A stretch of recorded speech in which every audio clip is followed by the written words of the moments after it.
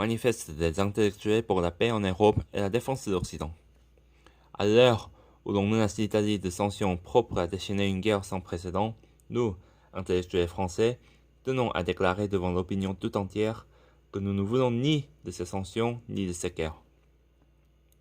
Ce refus ne nous est pas seulement dicté par notre gratitude à l'endroit d'une nation qui a contribué à la défense de notre sol envahi, c'est notre vocation qui nous impose. Lorsque c'est les actes des hommes à qui le destin des nations est confié risquent de mettre en péril l'avenir de la civilisation. Ceux qui consacrent leurs travaux aux choses de l'intelligence se doivent de faire entendre avec vigueur la réclamation de l'esprit. On veut lancer les peuples européens contre Rome.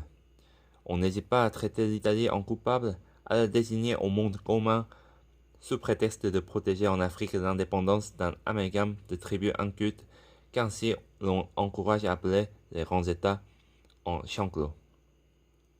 Par l'offense d'une coalition monstrueuse, les justes intérêts de la communauté occidentale seraient blessés, toute la civilisation serait mise en posture de vaincu. L'envisager est déjà le signal d'un mal mental où se trahit une véritable démission de l'esprit civilisateur. L'intelligence, là où elle n'a pas encore abdiqué son autorité, se refuse à être la complice d'une telle catastrophe.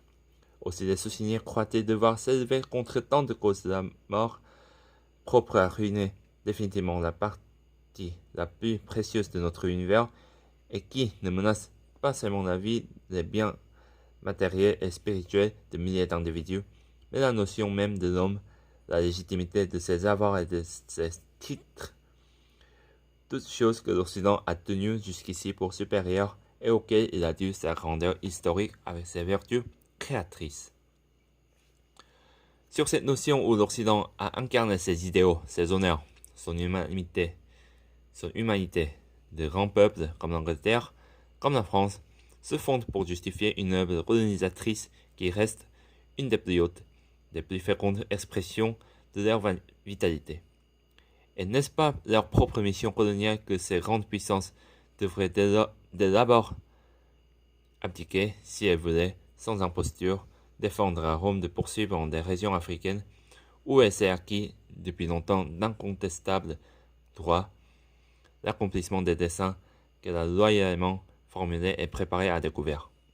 Aussi ne voit-on pas sans stupeur un peuple dont l'empire colonial occupe un cinquième du globe s'opposer aux justifiables aux entreprises de la jeune Italie et faire inconsidérément sienne la dangereuse fiction de l'égalité absolue de toutes les forces révolutionnaires qui se réclament de la même idéologie pour combattre le régime intérieur de l'Italie et livrer du même coup l'Europe au bouleversement désiré.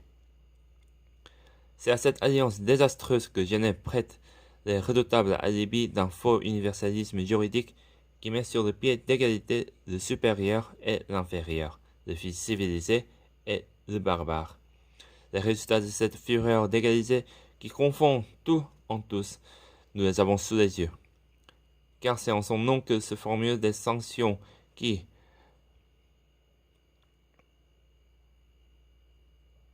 pour mettre obstacle à la conquête civilisatrice d'un des pays les plus arriérés du monde où le christianisme même est resté sans action, n'hésiterait pas à déchaîner une guerre universelle, à coaliser toutes les anarchies, tous les désordres contre une nation où se sont affirmés, relevés, organisés, fortifiés depuis 15 ans quelques-unes des vertus essentielles de la haute humanité.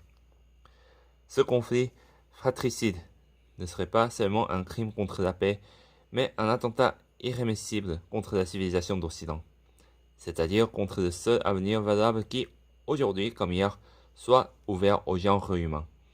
Intellectuels qui devons protéger la culture avec d'autant plus de vigilance que nous profitons davantage de ses bienfaits, nous ne pouvons laisser la civilisation choisir contre elle-même.